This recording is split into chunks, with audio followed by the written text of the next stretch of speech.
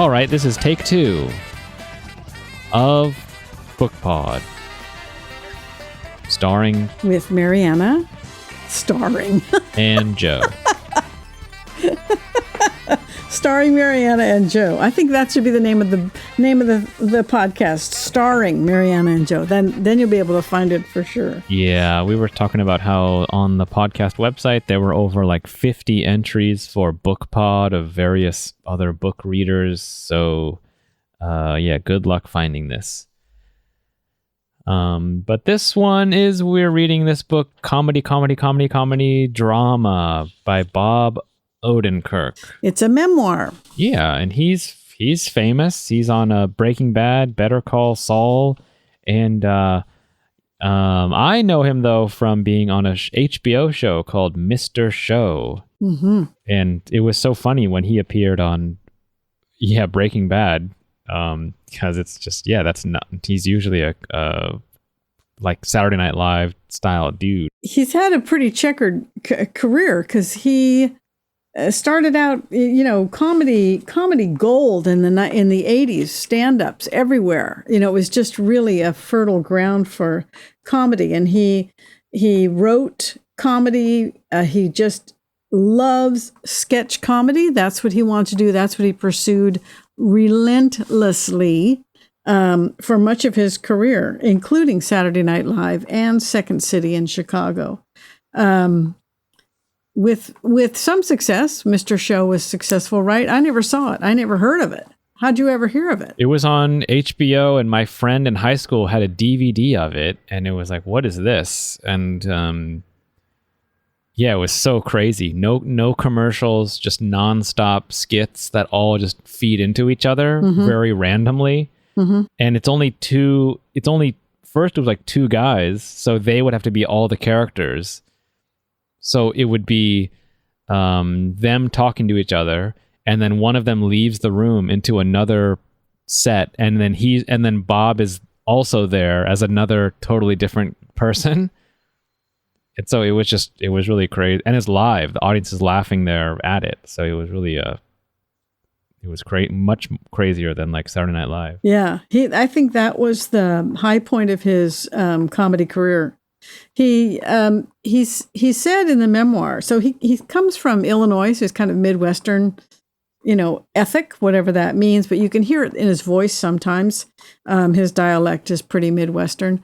He just pursued this comedy dream of his to pursue sketch comedy for HBO with the best writing partner he ever had, he said, is David Cross, who wrote Mr. Show with him. Right. Yeah. He met him in Los Angeles after he'd already given up SNL and moved out of Chicago. But I want to ask about, that thing, Second City. Had you ever heard of that before, or was that a thing? Yes. Second City was a really hot Chicago-based comedy improvisation group sort of thing. And yes, so I think that a lot of people that went to Saturday Night Live had affiliation with Second City. It was renowned for innovative comedy, especially, I think, improvisational comedy. A lot of people came out of Second City, I think. So if you were, say, for example, you're visiting New York, you're like, oh, I'm going to go see something on Broadway, like see a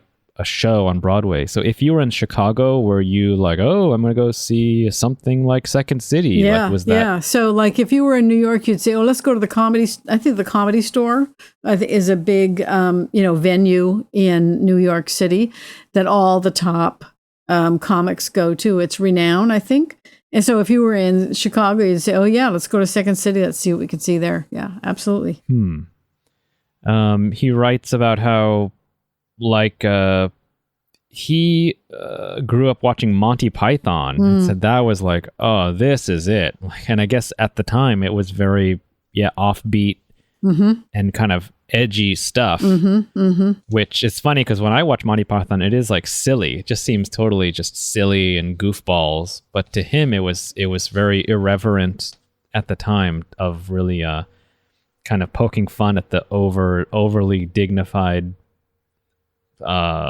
stuff of life. A British establishment sort of thing. Yeah. Right. Well, he says early in the book, he says that comedy writing has to have three elements. You have to be critical, you have to be skeptical, even a little bit mean. And that's where he sees, I think that's how he interprets Monty Python, critical and skeptical. And that's sort of his way of doing comedy and writing comedy. It's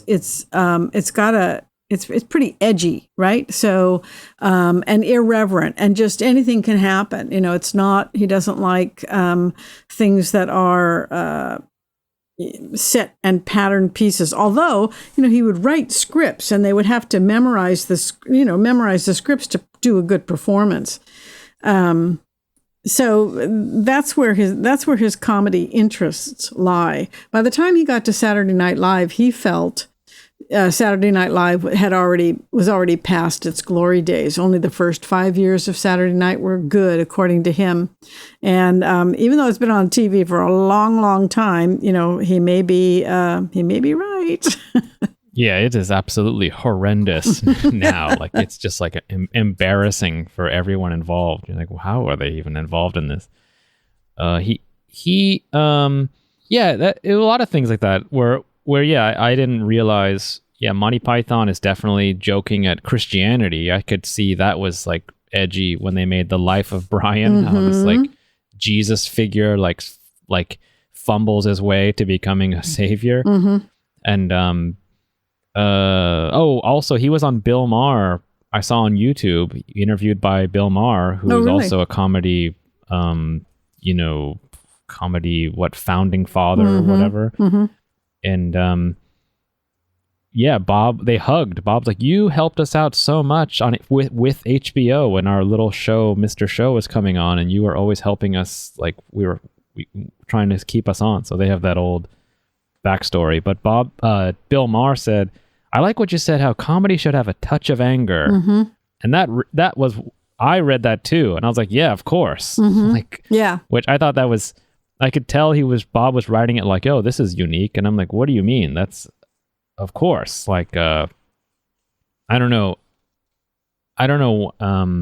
why that resonated so much, but like, yeah, it's totally true. I think you're something that's you don't like. That's what you make fun of. Well, or, I don't know if it makes you angry, but something you don't like. Well, he's this angry man behind him. Yeah, he's got this angry man thing going on. I think, I was just remarking to somebody how most of the movies that I've seen recently with male stars, they just sort of devolve to daddy issues, just sort of all the time. And I think that Bob Odenkirk does have some anger issues based on his upbringing with his father. His father's pretty unstable, I guess. And then he describes his father as unstable, and he describes his mother as, dissociated from reality because she was a devout Catholic. So I think he had a kind of a lot to break away from. It's not easy. And the way that he did it, or the way he tried it, was through comedy.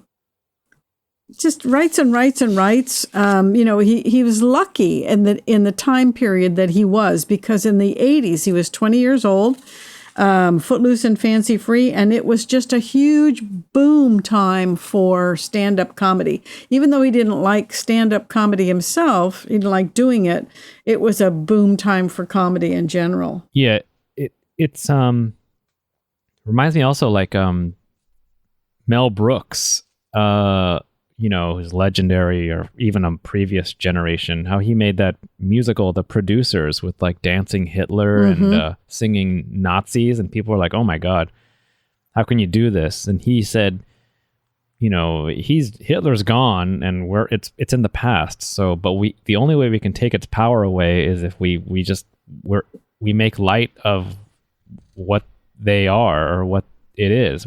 And that's how we gain power over it. It loses its power over us. And so he talks about how like the 70s was, this also was important, where he talks about the timing was like, as Holden Caulfield would put it, phony.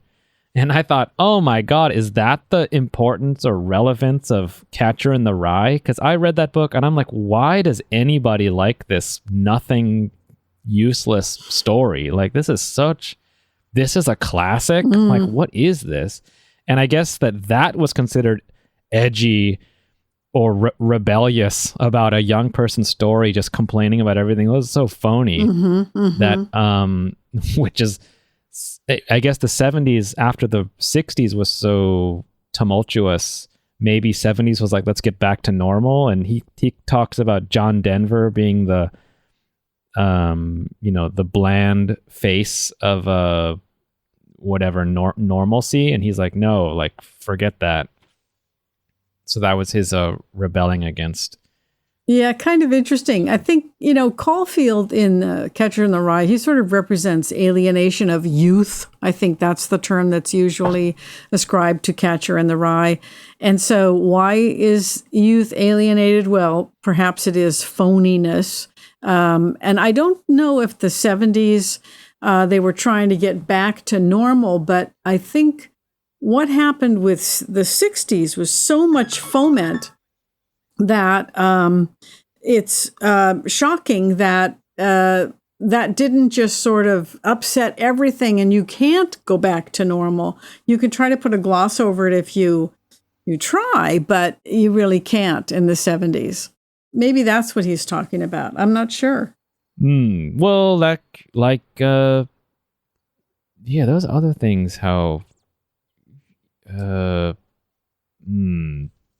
yeah, like he said, John Denver, he said, let me read it. It's just like, the bulk of comedy of that decade even had a creepy underside to it. The niceness was a mask, a cheap plastic Halloween mask of John Denver's bland face, barely secured over the horrified, rotting post-Vietnam, post-Altamont culture. And what is post-Altamont? I don't know what that is. I'm not sure what that refers to. I'm surprised he doesn't say Woodstock. I know that, I don't know. Sorry. I glossed over that whole part, apparently. Yes. Another thing he says, I guess when he gets to Chicago, he calls it was a dog day afternoon kind of place. And so that's a movie with Al Pacino and the guy, Fredo. Yeah. What do you know what that's about? I think it's just kind of a desperation, a lack of resources and taking matters into your own hands in this desperate situation.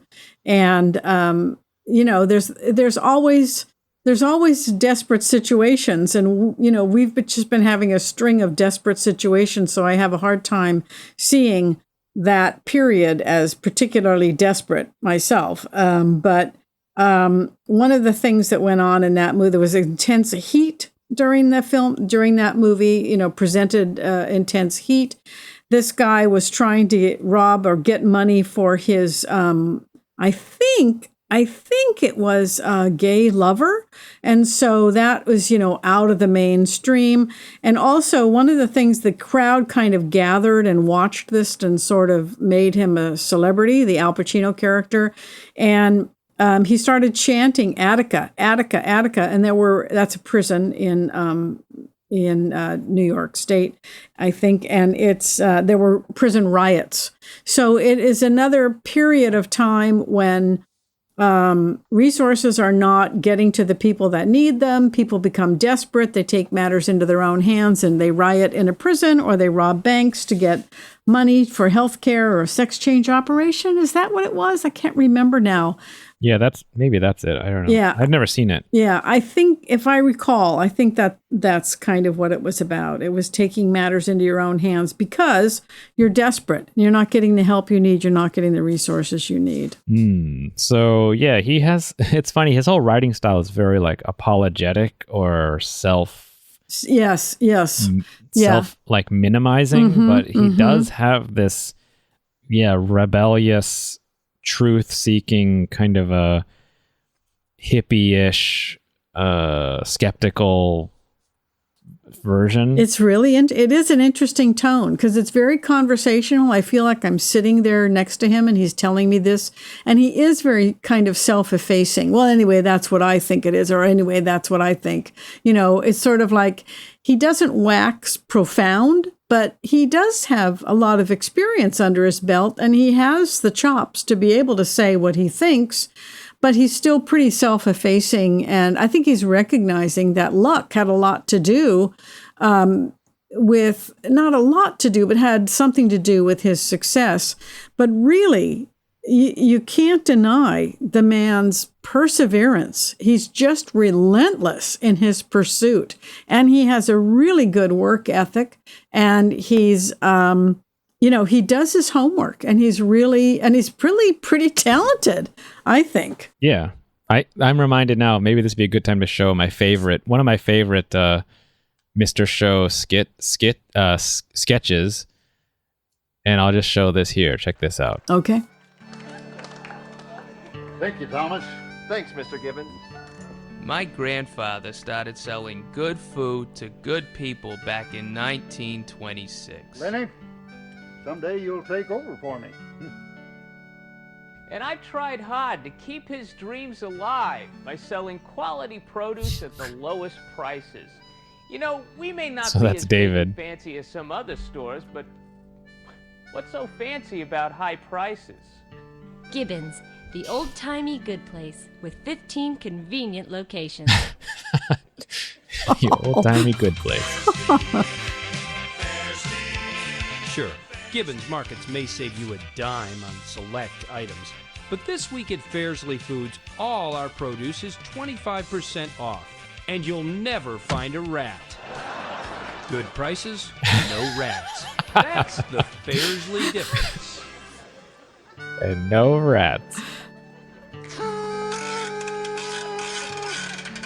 This week at Gibbons Markets, we're having our Harvest Time Red Tag Sale. All red tagged items are 40 cents off. Oh, and just to let you know, we've never had a rat here at Gibbons. I don't know what that was in reference to, but if you're looking for savings, look to Gibbons. Gibbons, with 15 convenient locations.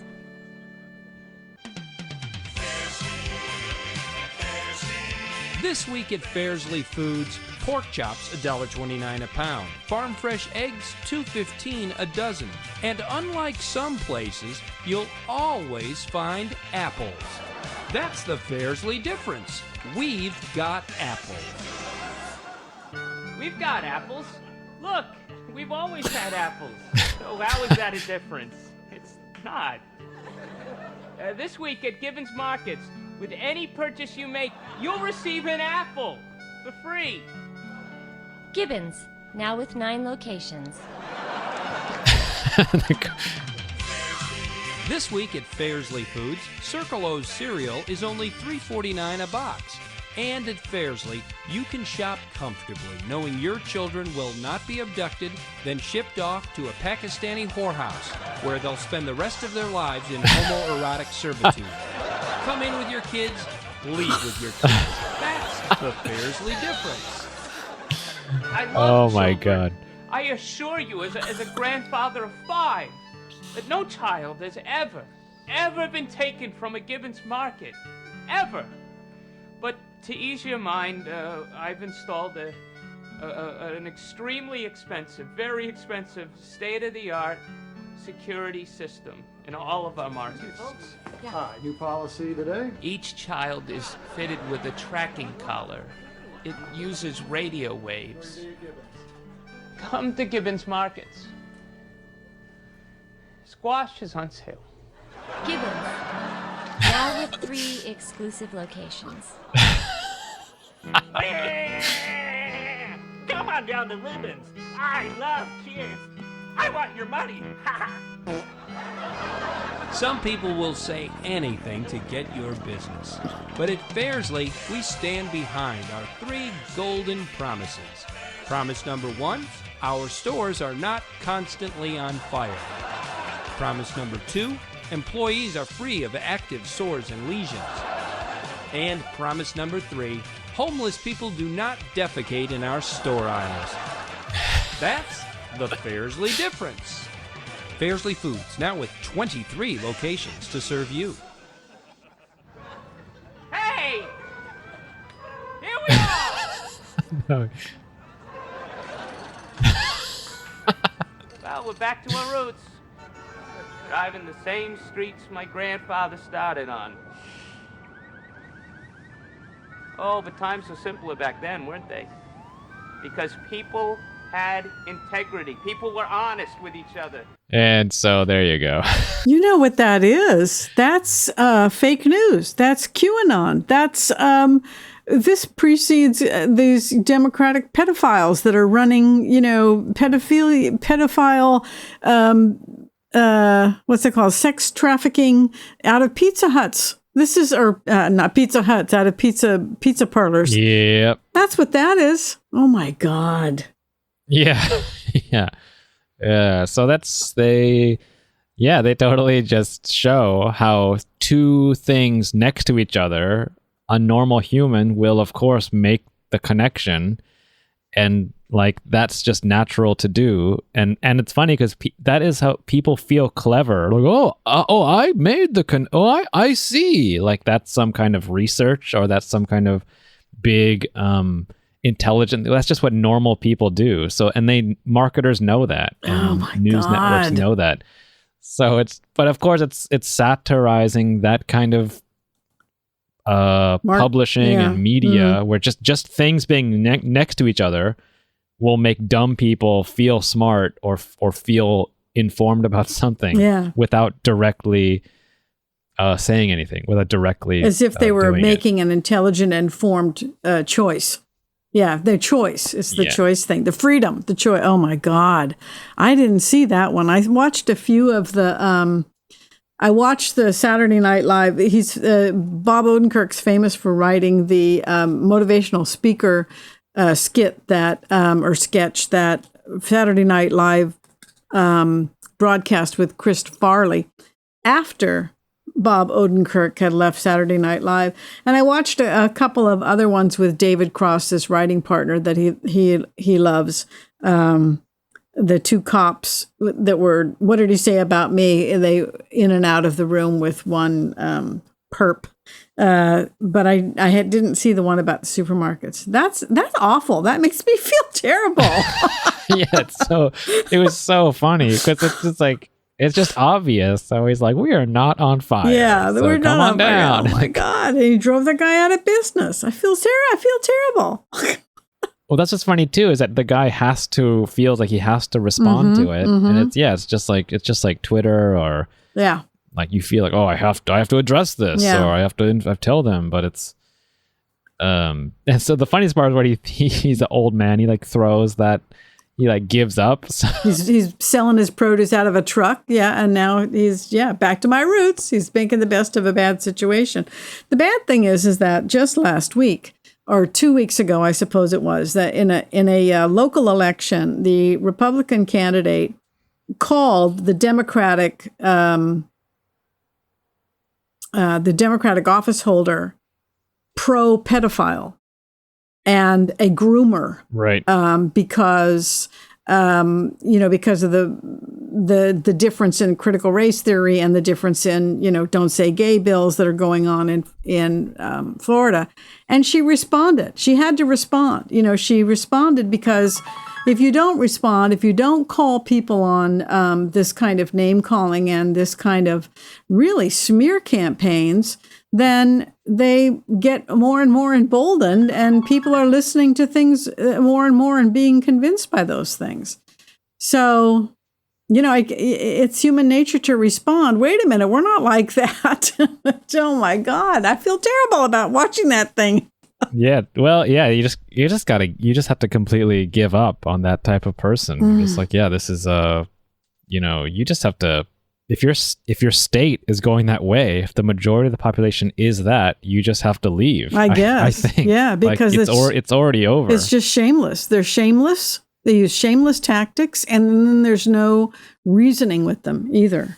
Oh my God. Yeah, it's beyond their. I mean, that's what they think. That's what people think. Intelligence is that they think that I'm connecting dots. I'm lifting the wool from my eyes. It's like no, that's human nature. Just to see things as connected when they're literally next to each other. Like when one thing just linearly or in time if something happens after something else, you're going to think, oh, well, that's because of that. Yeah, it's causal rather than just right.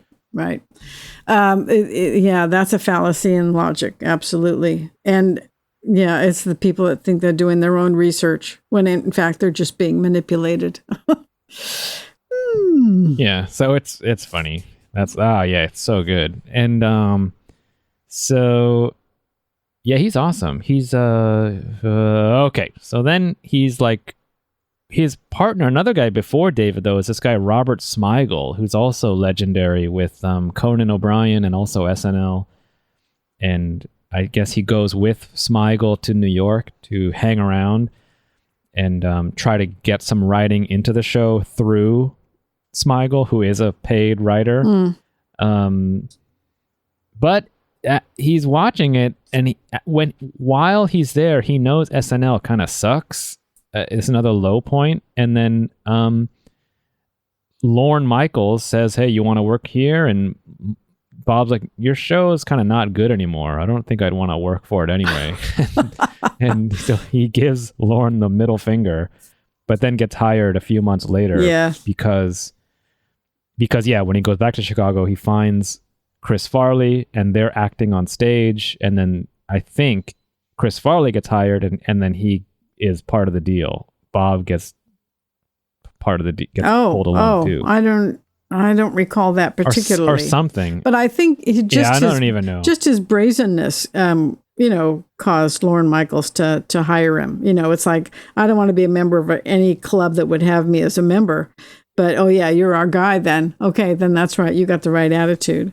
I found it interesting that while he worked at Saturday Night Live, Al Franken was the head writer. Right. How the mighty have fallen. Yeah. He didn't like you have to use the host. Like, yeah, that's part of the compromise. People want to get a look at some movie star being in this kind of improvised comedy show. Use the news has to be related to like topical that's relevant in the news or something. He doesn't like that, I guess. And he says, yeah, it's just high pressure. You have 2 days to write it, and it's just like not fun at all. Yeah, it's not. I think it just wasn't fun. And I think that's important to him, that he likes to be, when he's in the writer's room, he likes for there to be a collaborative, and rather than too competitive, although he didn't mention that in particular, but if there's that much stress, then how can you put out anything that's good? It's not stimulating. It's just stressful. Yep. Oh, and then wait. Oh, yeah. Then a writer's strike happens and SNL gets put on hold. So then he goes back to Chicago, and that's when he finds Chris Farley. I got it. Yeah, I don't think that something. There was any kind of coattails going on there at all. He does. Right.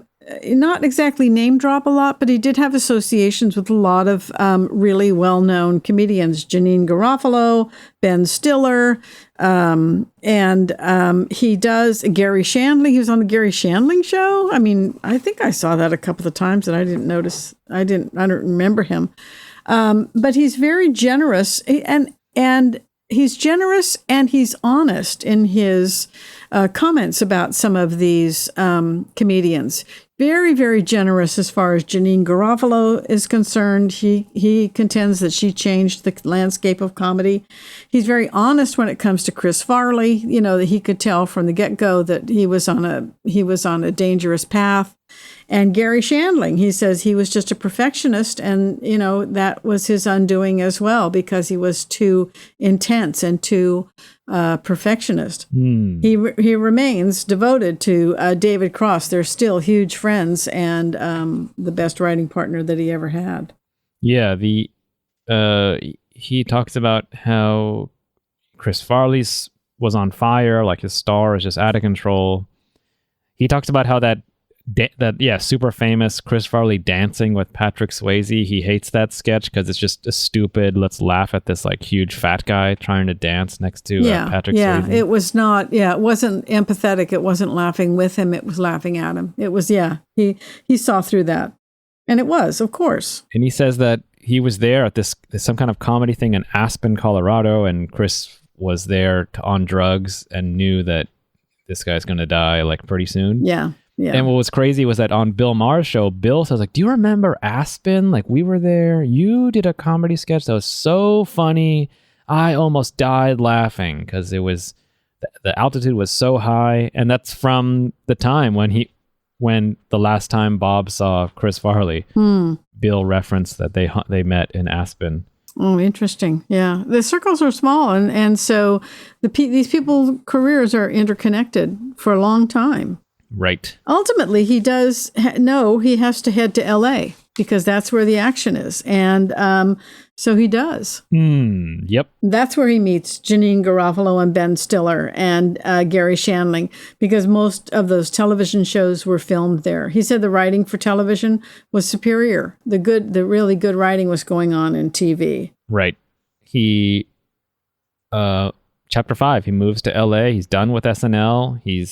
Wants to start all over, and he's heading towards his own show. That's what he ultimately wants. He meets David Cross through Janine just randomly. He talks about his manager or agent Bernie Brillstein was important to him. I feel like I've heard that name, but I don't know. Yeah, Bernie Brillstein. I think he was a famous agent, and I've heard the name too. And he's very I don't even want to say generous. He gives credit where credit is due. You know, he gives credit to these influences in his life and in his career. I think very well. He's not a boaster. He's kind of self-effacing, but really, bottom line is he's honest, I think. Right. He also talks about Jack Black is also in that whole group. Yeah. Jack Black, who made School of Rock, like one of the best like movies ever made. Absolutely. And he was part of that HBO group. Yeah. So he's got a lot of people on the way up in this comedy segment of his career. And then, and I don't even know what year it was, he's really getting into financial trouble because this sketch comedy, he's just hitting his head against a brick wall, relentlessly trying to get this sketch comedy to be what he wants, where he wants, when he wants it. And he does have a little measure of success, a cult following with Mr. Show, but it's not until his agent says they want you for Breaking Bad that he reaches really stardom, I think. Yeah, he always wanted to, he was like, he was not into the Jerry Seinfelds or the Jay Leno. Just like, well, what when you go to the airport or when you're at the supermarket. But that's what people like. Yeah, they want their little, because most people's life routines are limited, and they're not really thinking about other crazy things. So that's what they want, the comedian to come to them. Like, when you hit redial, you hit a number on accident on the phone. Don't you hate that? Yeah. Yeah. And he's like, yeah, I don't care about any of that. And he wanted, like to be kind of rock and roll. I want few people to like it. I want to be barely surviving. I want to be like dirty and like just threadbare. That's like where it's really, you're literally on the edge. Yeah. But I think that's a fantasy. You don't have to be. It's like Starving Artist, and I think that's a fantasy. But I think that he is a storyteller, and I think he's a writer. And so that's why he didn't want to just write jokes. He said he was bored with stand-up. He didn't want to do the same act over and over again. He likes the narrative. He likes building character. Whether he's a really good actor naturally, and I think it's because he's a good character builder, I think, and you build character through narrative. And so I think all of those things come together.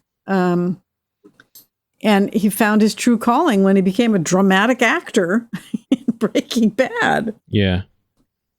He also likes performing. It's so funny. There was another Mr. Show sketch where he was some kind of like club host with a microphone. Like, hey everybody, welcome to the show. And we got on tonight. We're gonna have oh shoot, what is it? And he'd walk over to a table with like a set of like rectangle glasses. And really? It was so funny as he would lean his head forward into these glasses, made him suddenly like this old man. He's like, oh, that's right. It's Steve whatever coming on at 8 p.m. And he's coming from it totally destroyed his like cool vibe character when he'd put his glasses on in this way. That was so funny, but you didn't really know why. Yeah, and it had nothing to do with the sketch. Mm-hmm. It's just the way he put on glasses was so funny. Mm-hmm. So I can remember I watched Breaking Bad, all of it, and there was really good writing happening in that series and really good acting. Cranston is the real deal. He's a real actor. I saw him in, I think, Boston, maybe doing the the LBJ play. And he was really good. He's a really good actor. He's got a good work ethic, a lot like Bob Odenkirk. So Bob Odenkirk. You met him, right? No, I didn't meet him, but I saw him in the play. I thought you met him with Uncle Dick and like backstage or something. No, I didn't meet Bryan Cranston. I met Darth Vader. What's his name? Darth Vader? Who plays Darth Vader's voice? James Earl Jones? Yes, I met him. What? I met him. So you want to know who I've met with Dick? I've met James Earl Jones. He was very gracious. It was wonderful. And I met Uncle Jesse. John Stamos? Yes, I did. I met John Stamos. It's a handshake. Hi, how are you? What do you, thanks for your performance. I enjoyed it. That's it. There's no chatting going on. Wow. But no, I didn't meet Bryan Cranston. I just recognized him as a good actor. Yeah, he's pretty awesome.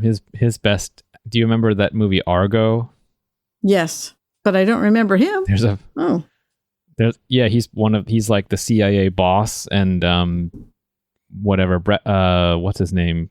Affleck is in Iran and he's prepping the people to leave. And then Bryan Cranston calls them. It's off. You got to get out. Leave them behind.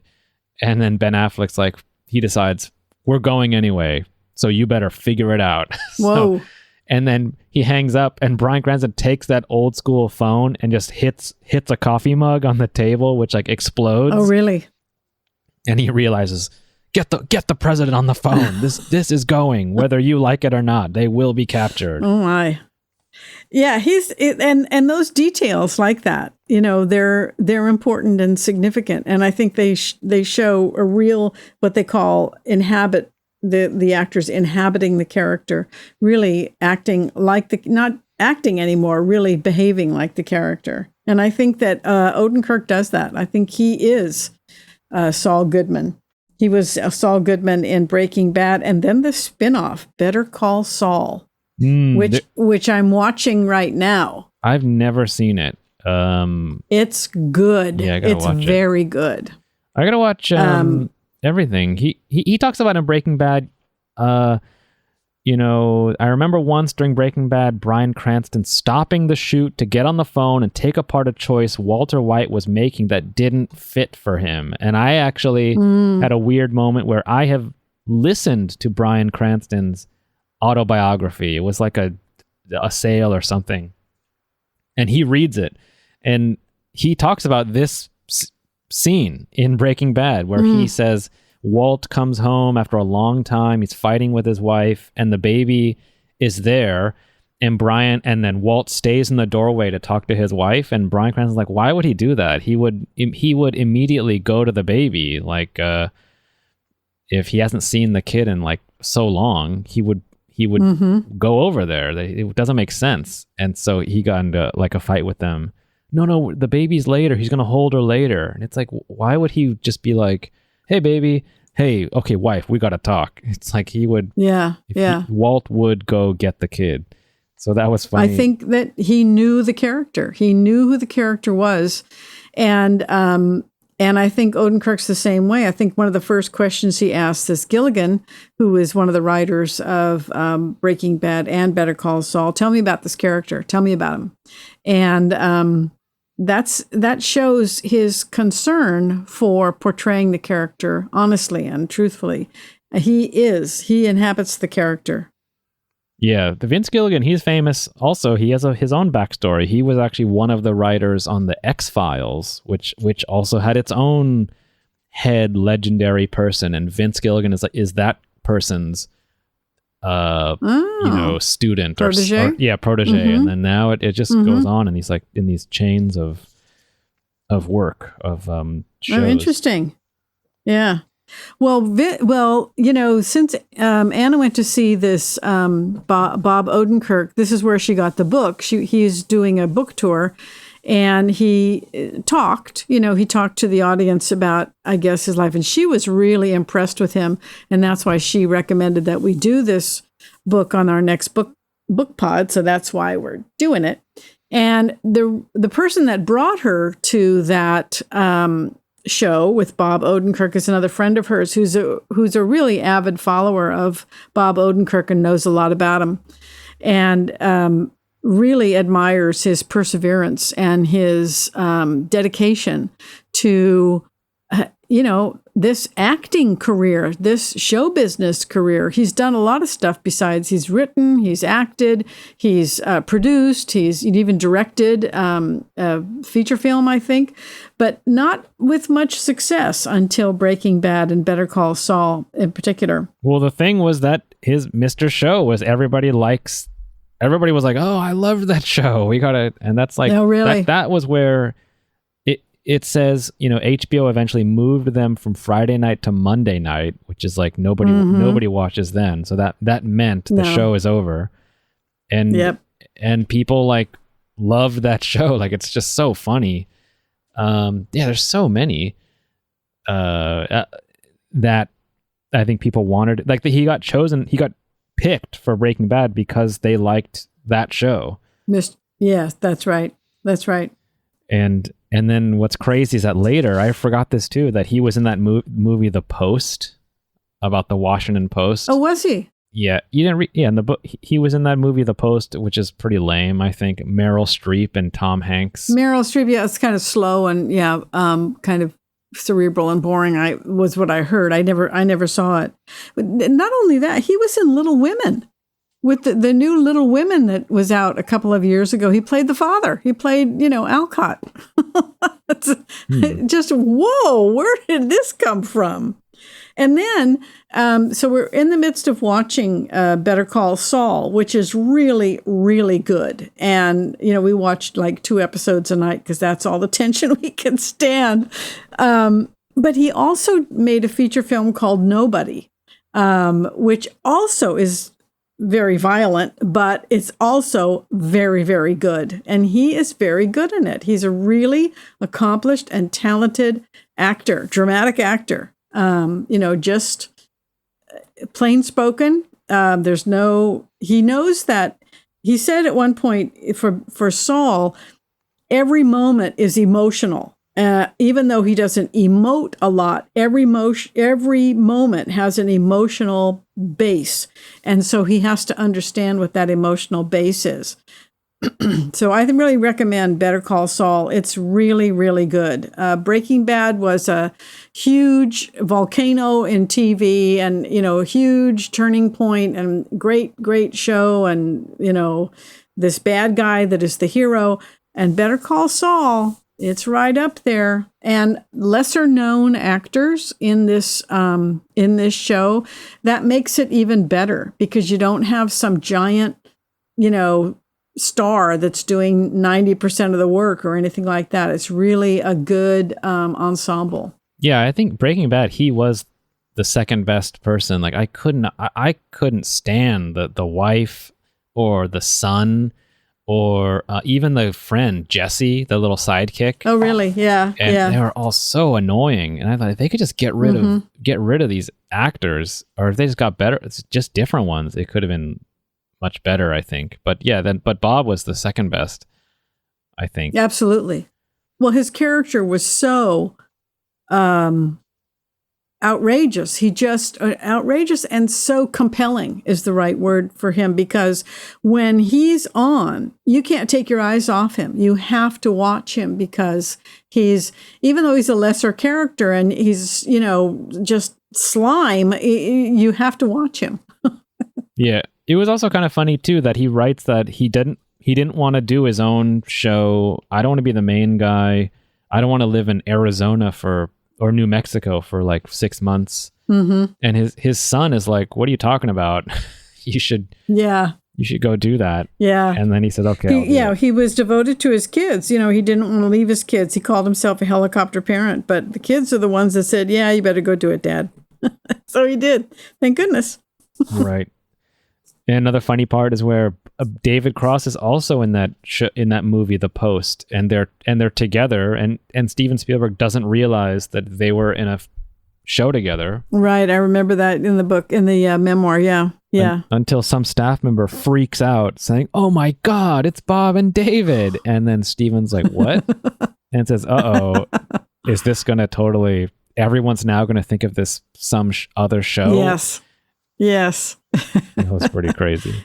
Maybe that was the reason, part of the reason for the less than stellar reviews for The Post. It was just not. It was just lame. It was like, oh, Nixon is the bad guy, and Merrill and Hanks are the good guys, and like, oh, it's we have a duty to. The president is telling us, don't you show that information, and it's like, well, it was it's like an offshoot from All the President's Men, which was the same scandal, but that it was highly dramatic. The two reporters that reveal, Nixon, but that was very dramatic. Maybe this is just too much talking and not enough acting, not enough action. Yeah, or it was kind of like, I don't know, maybe it was like too elementary. We're like, oh, the new journalists must stand up to power, and it's like, yeah, I mean, we all know that. I mean, that's kind of, maybe it was kind of preachy, maybe too preachy, and too. I don't know. I haven't seen it. It wasn't like. I guess it was because they were like, oh, should we do this? Maybe we should just not do this. And it's like, well, you're going to do that. The other newspaper movies that are good, I think, are where it's just, we have to do this, and it's super hard. Yeah. Like, we're getting pushback all around, which means we got to go even deeper, and it gets harder and harder, but we're going to do it. But The Post was like, maybe we shouldn't do this. It's like, what are you talking about? Like, what? We know that's not going to happen. Yeah. So now we know the climax is like, we did it. Like, yeah, you did your job. Yeah, finally. It's so hard to be brave. But in fact, it is. The world is full of weak people that go along to get along. And it's hard to stand out, and it's hard to be risky and take a chance. So that is this one. I thought I didn't like, there was a lot of just explaining sketches, which is like not fun to read. No. There's like, and then David comes out, and I'm this guy and we're this guy, and it's like, you should just say, go watch it. Yeah. But it was not painful to read. It moved along, and he did say, what did I learn from this experience? You have to have the right audience. What did I learn from this experience? What did Bryan Cranston teach me? This is what he taught me. You have to just do the work. You're working all the time. You're memorizing your lines. You're working all the time. So just do the work. So it moved along fairly well, because I think what it is, it's the personification of this guy. He's kind of an ordinary guy. He's just, he hasn't had great tragedy in his life. He hasn't had fantastic and phenomenal success. He's just done the work. He has a good work ethic, and he's had success because of it, because of the hard work. Also his decision to leave SNL, where everybody wanted to be there. It was the most famous thing of acting and comedy. He's like, this is not in alignment with what I know is funnier. Like this is not. This is like too wimpy, too like lame. Well, throughout this, where he said, they offered me this, and I said no at first, and I said no at first. I was suspicious of that, and I kind of thought it was maybe a bit disingenuous. But I think it was all, I think what he was trying to convey there was like, he almost made a stupid decision, and so I think he was just. Kind of giving us the message that he of his humanness.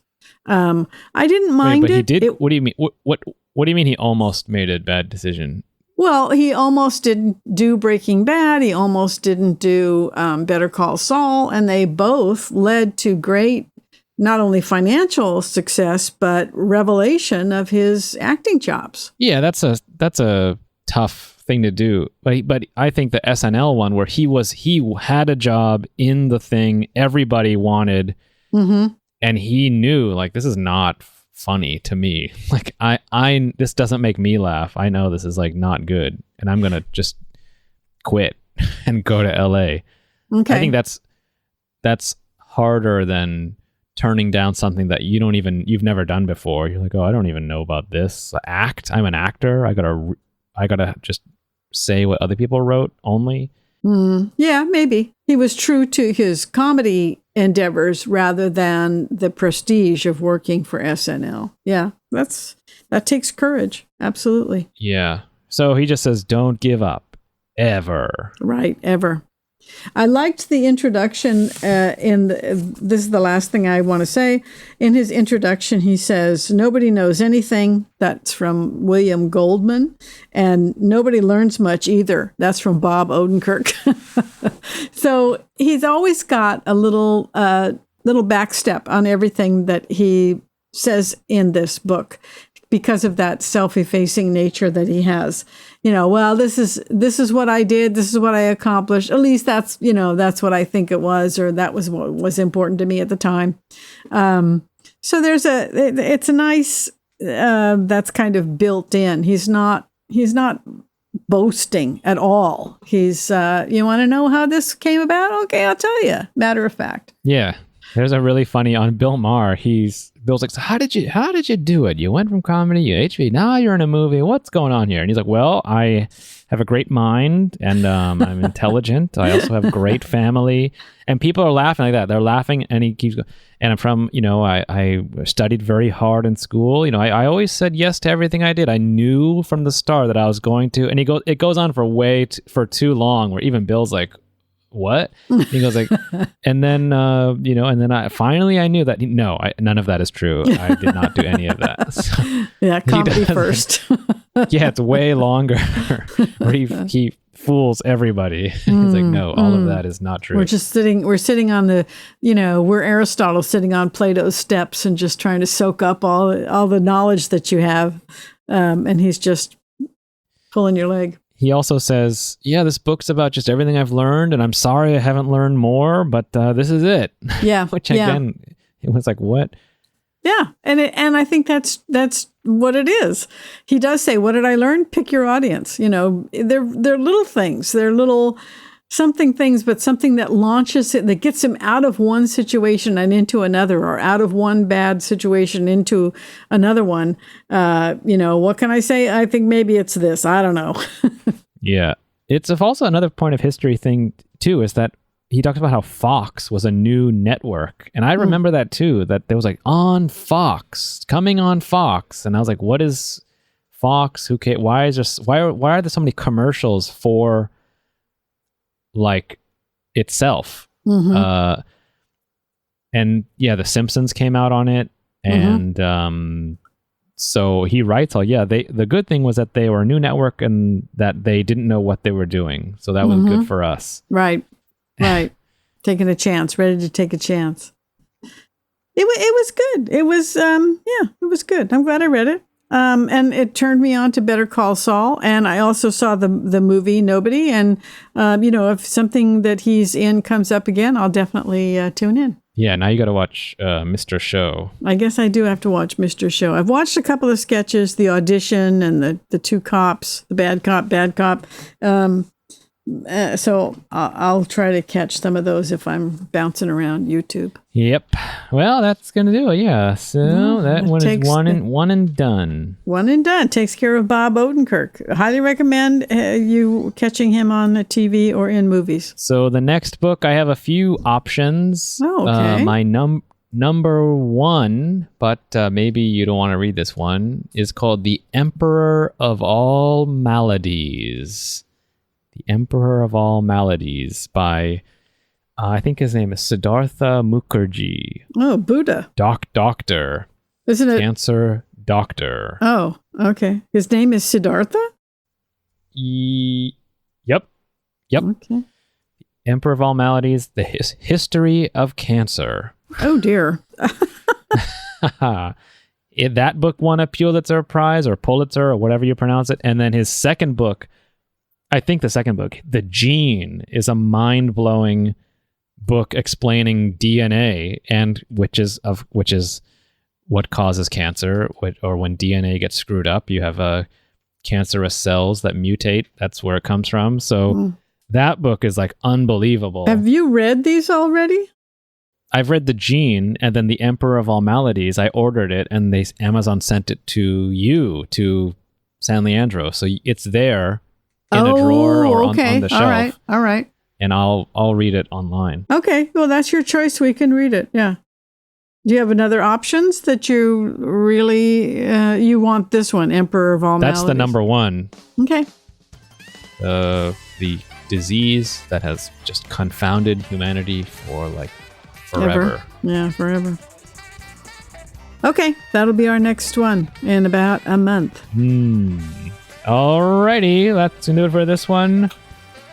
So we learned about life and drama and comedy and persistence, perseverance. Yes, and hard work. Yep. Sticking to it. Right. Okay. Signing off. We will catch you next time on the book pod.